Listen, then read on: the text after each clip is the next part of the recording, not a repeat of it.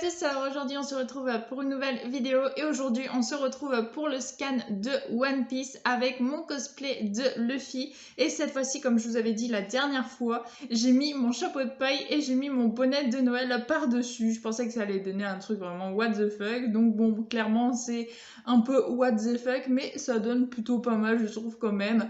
Donc voilà, aujourd'hui j'ai testé comme ça, vu que on avait arrêté le scan précédent avec Yamato qui nous parlait d'un certain personnage qui utilisait les flammes, et clairement je vous avais dit c'est Ace, ça se voit à 2 km, voilà, on avait vraiment l'ombre de Ace et on savait d'ailleurs qu'il avait déjà été à Wano et qu'il avait rencontré Tama, donc forcément ça devait être Ace qui avait essayé donc de détrôner Kaido, ou qui avait voulu détrôner Kaido pour essayer donc de rendre Wano sa splendeur. Et donc on avait appris donc que Yamato connaissait Ace à la fin de l'épisode dernier. Donc voilà, aujourd'hui j'ai mis Luffy et non pas Nami parce que bon voilà, Luffy c'est le frère de Ace, donc forcément il fallait que je me mette en Luffy pour ce petit épisode. Donc ce chapitre plutôt. Donc d'abord on a la page couleur du magazine japonais, donc du Weekly Jump, avec bien sûr Luffy et un peu tout plein de personnages de One Piece, donc pas forcément que des Mugiwara, plein de personnages de One Piece avec d'autres personnages d'autres mangas sur la couverture du Weekly Jump. Donc voilà, une petite page couleur bien sympathique. Et ensuite on commence bien sûr le chapitre où justement on y retrouve Onigashima avec Yamato et Ace. Donc voilà, c'était bien Ace, mais c'était pas vraiment très compliqué à comprendre à l'épisode dernier. Donc voilà, donc on y retrouve Onigashima. Remontons dans le temps avec bien sûr un flashback puisque les pages sont noires. Arrête Ace, ça suffit. Quittons cet endroit. Chapitre 999. Et oui, donc le prochain ce sera vraiment le 1000e. Et comme je vous le disais, alors à moins qu'il y ait une coupure, une pause dans le prochain scan.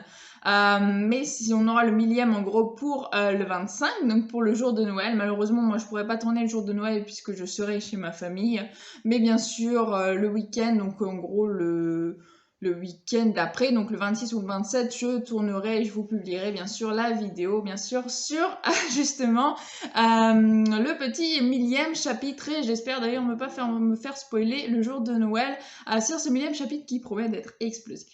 Donc cette fois-ci là, pour l'instant, on va parler du 999 qui s'intitule « Ce saké, j'ai brasé pour vous et mis de côté pour votre compagnie ». Vers tiré du monde plus ancienne et plus importante compilation de poésie japonaise, l'auteur Otomo Notobika l'a composé pour l'un de ses amis partis sur un long voyage. Il évoque la solitude et l'impatience de celui qui attend le retour de quelqu'un. Le brassage du saké, boisson divine, était considéré comme une sorte de magie avant le pouvoir de faire revenir indemne ceux qui étaient loin. D'accord ? C'est la traduction de la compagnie, enfin du dernier mot donc du chapitre, qui a d'ailleurs un titre à rallonge je trouve. Et bon, nous ce qui nous intéresse vraiment c'est le chapitre, et donc là bien sûr je me répète, on y retrouve Yamato et Ace. Hein, mais t'es qui toi? C'est à toi de te présenter. Mon nom est Ace, je suis venu pour prendre la tête de Kaido. Et donc voilà, là on a un fracas contre Yamato et Ace. Donc Yamato qui bien sûr utilise son espèce de gourdin là qu'on avait déjà vu, sa massue. Et puis Ace qui lui bien sûr utilise ses techniques de feu qu'il a et qui sont propres à Ace. Père et ses hommes sont en expédition actuellement sur cette île. Il n'y a pas un seul de ses commandants. Mon père. Et donc bien sûr Ace qui découvre que c'est la fille de Kaido. C'est la fille de Kaido, hein? Vous ne croyez pas que vous êtes assez déchaîné comme ça? C'est pas comme si j'avais l'obligation de protéger cette île, mais quand même. Et donc là, on voit justement le grabuge qu'a fait l'équipe de Ace, et on voit bien sûr tous les gens qui sont à terre, qui sont plein de sang, on voit plein d'armes, on voit plein de corps par terre, voilà. Et on est pas à Nigashima, on est juste en fait dans la capitale des fleurs, donc on est dans la capitale de Wano, où il a fait justement tout ce grabus et où Yamato, elle, est venue pour arrêter un petit peu le massacre, j'ai l'impression, puisque elle, on le sait, elle aime pas spécialement son père, mais voilà, il protège quand même Wano, qui est son village natal. Voilà, elle veut pas qu'il y ait trop de grabuge ici, puisque les habitants du village, ils sont pour rien. C'est bon maintenant Ace, on retourne sur l'île principale. Les familles des enfants qui ont été kidnappés doivent les attendre. Merci, merci, merci. Aussi forte que toi ne soit même pas le capitaine, je ne peux pas le croire. Réglons ça maintenant. J'ai un nom, c'est Yamato. Je m'ennuyais alors je serai ton adversaire. Donc voilà. Donc là on a clairement un combat contre Yamato et Ace qui s'enchaînent justement, contrairement à ce que l'on aurait pu penser, j'aurais pu penser moi qu'ils étaient dans le même camp, puisque Ace venait pour prendre la tête de Kaido et que Yamato n'aimait pas les agissements de son père, donc elle aurait pu se rallier à lui, mais non, elle n'a pas du tout envie.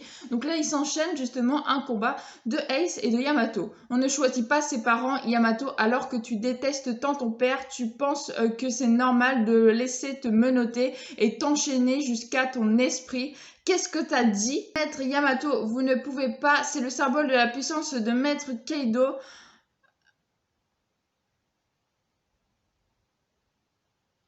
Ah, c'est elle qui a destroy envoyé dans la pièce où ils étaient avec Momonosuke à l'épisode précédent, justement, où elle parlait de Ace, enfin, elle faisait allusion à Ace, qu'elle le connaissait, que c'était lui qui avait coupé la tête du dragon qui était donc, là, à Wano et qui n'y est plus autour de Luffy.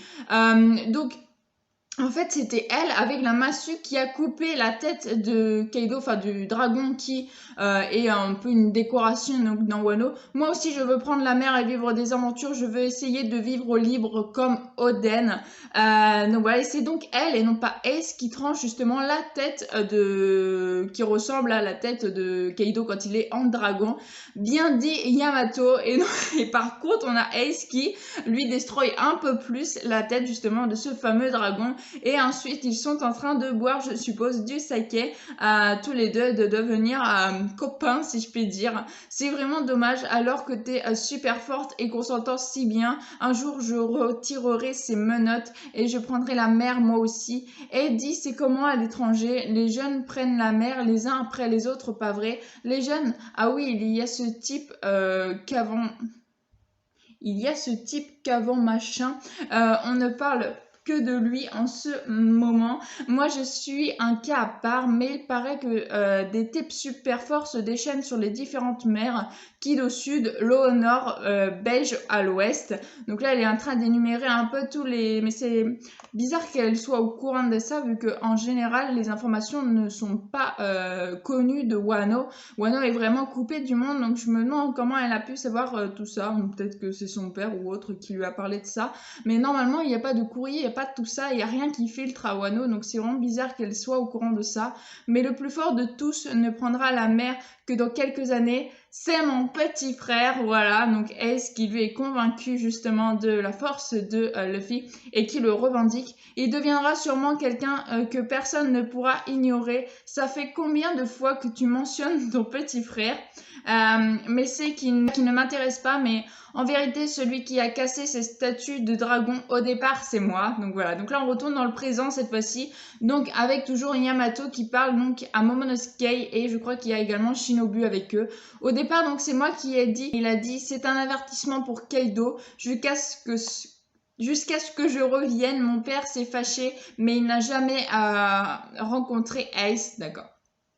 Ace finalement n'a rien fait contre Kaido, en tout cas pas à ce moment-là, il comptait sûrement y revenir, mais bon, on connaît la suite, on connaît comment Ace a péri justement à Marineford, donc forcément il n'a pas pu y retourner comme il l'aurait voulu. Alors il y a eu des pirates qui sont venus pour sauver Wano. Ton père, oui, Kaido est mon père. Ah désolé, je ne l'avais pas dit. Donc là on a vraiment Yamato, plutôt Momonosuke qui est vraiment très très peur et qui fuit, qui se cogne même la tête tellement il a peur, tellement il fuit en arrière et qui se cogne la tête contre caisse en bois. Ah je vous l'avais pas dit, mais je déteste mon père, c'est pour ça que je suis Oden comme je vous l'ai dit. J'y comprends rien de rien. On a aussi bien sûr Shinobu qui fait comme Momonosuke et elle fuit à Yamato parce que voilà, il n'était même pas au courant que c'était la fille quand même de Kaido, celui pour qui ils sont venus le tuer, donc forcément ils ont ce genre de réaction, ce qui est complètement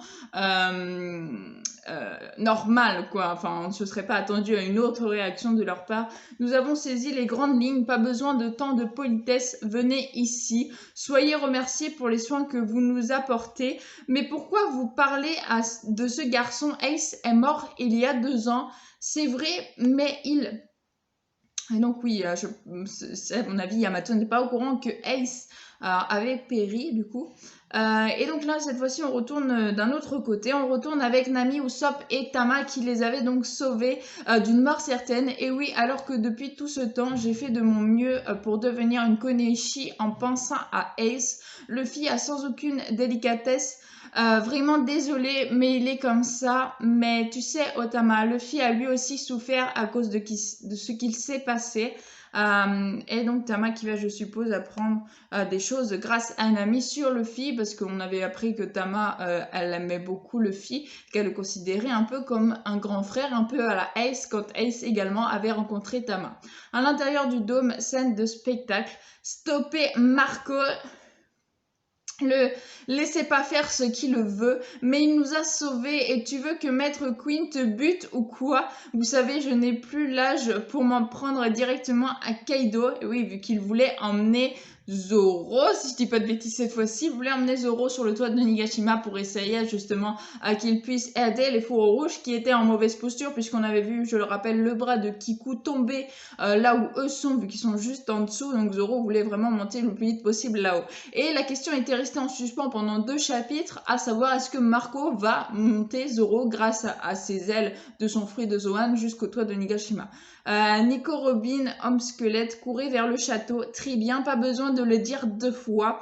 T'es fini, Marco le phénix. C'est donc Marco qui est pris en grappe par les assaillants et par Queen, parce qu'ils savent qu'il peut aider justement Zoro. C'est bon, oui, vas-y, et ça y est, on a enfin la réponse de Zoro qui, bien sûr, accepte ça. On a Marco qui se transforme avec bien son fruit du Zoan pour y faire ses ailes, justement, pour se transformer en phénix.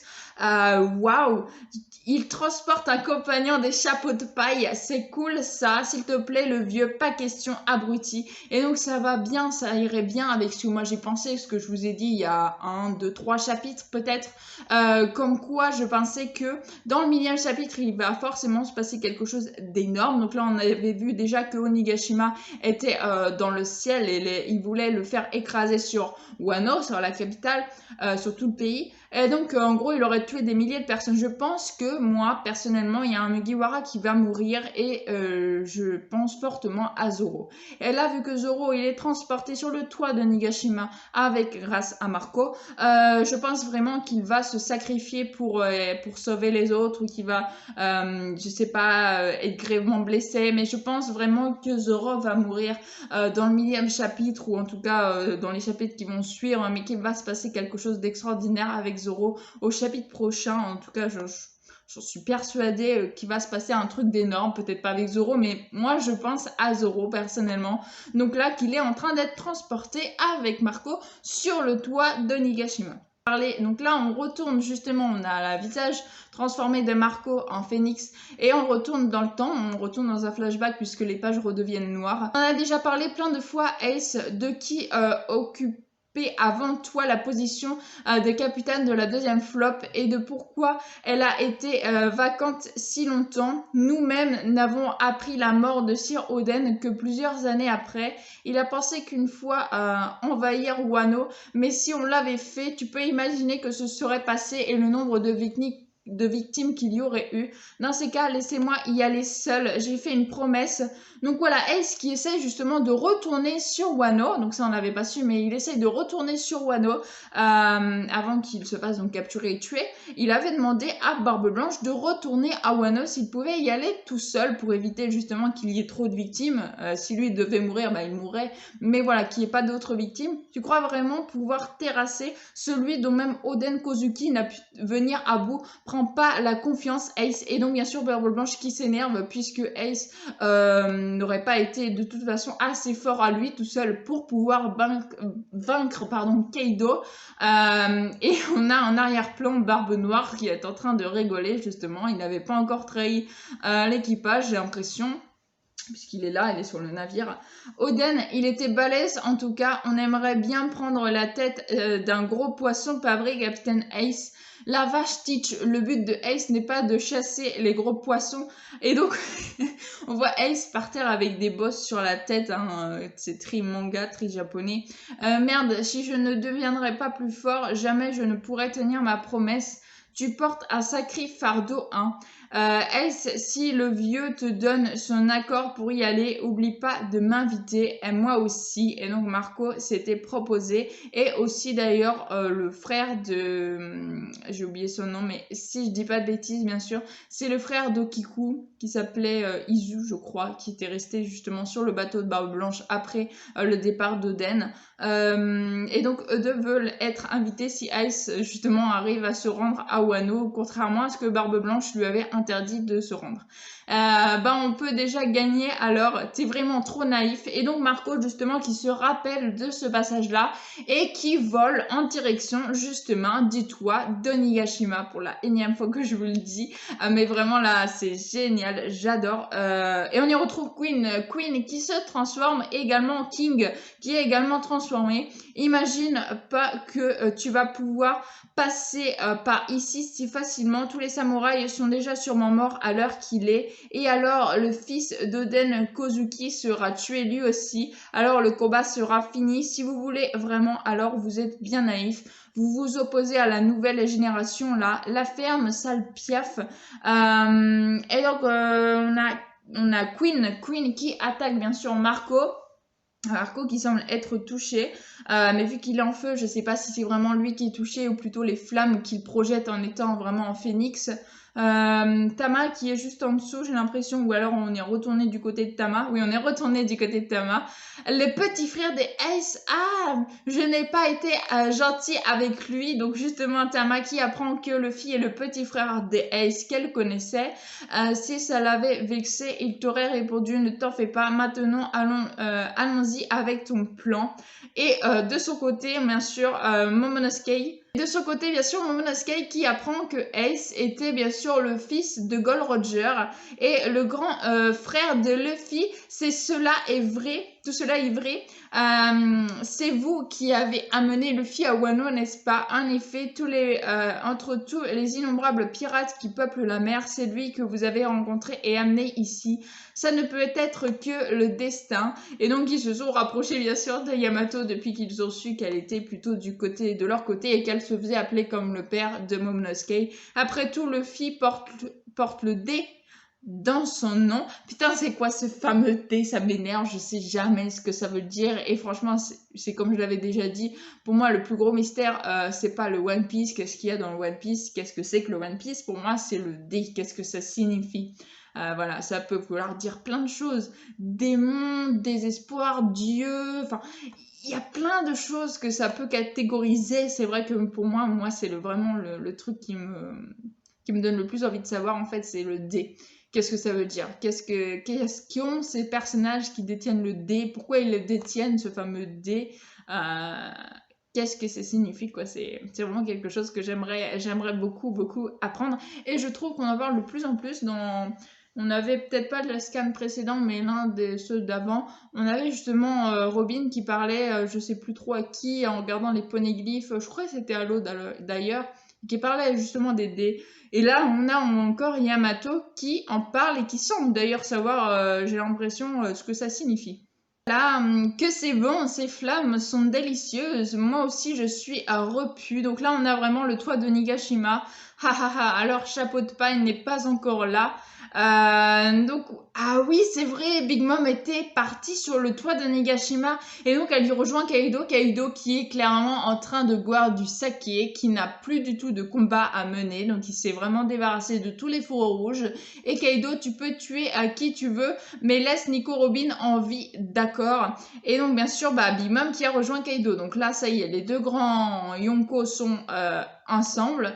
Ils vont combattre ensemble puisqu'ils ont formé une alliance. Donc ça promet pour la suite à voir.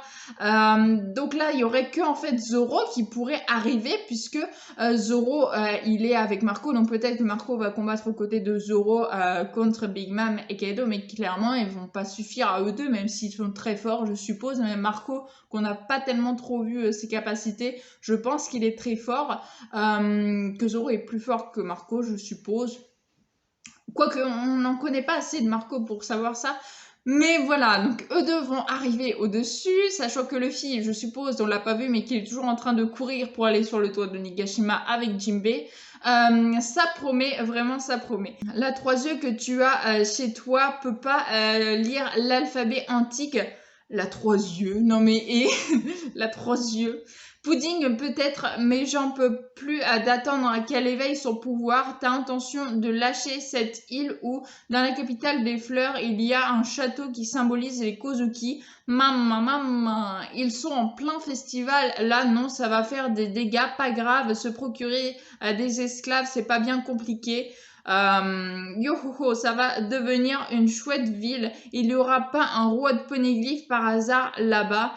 Tu vas un peu vite, non? Et donc là, on voit clairement, j'ai l'impression, justement, Onigashima en pensée de Keido, mais on voit Onigashima juste au-dessus, donc de la capitale des fleurs, donc la capitale de Wano, qui veut vraiment se faire écraser là-bas. Me sous-estime pas, c'est moi. Pour moi, tu es toujours comme un petit frère. Le jour où les rocs ont été défaits, le Gold Valley, c'est moi qui t'ai donné ce Zoan mythique, le Uninomi. Indet, c'est pour la vie Keido. Bien ce que tu veux, on en reparlera sérieusement une fois qu'il sera à nous. Le One Piece, chapitre 1000 au prochain numéro. Donc là, ils annoncent vraiment le 1000e chapitre, ce qu'on se serait douté. Hein. Après, il fait 999, il y a bien sûr le 1000e chapitre. Et il n'y a pas de pause au prochain chapitre. Donc on aura vraiment le prochain scan de One Piece pour le 25 décembre, donc pour le jour de Noël. Comme je vous l'ai dit, moi, je le tournerai 2-3 jours après. Donc j'espère vraiment pas me faire spoiler. Franchement, un scan très bien, vraiment très bien, mieux que le dernier qu'on avait eu qui justement disait les futurs battles qu'il allait avoir avec les Tobiropo et les Mugiwara. J'ai hâte vraiment que Zoro et Marco arrivent sur le toit de Nigashima, à savoir est-ce que Marco ne s'est pas fait donc toucher par Queen qui était en train donc de lui tirer dessus.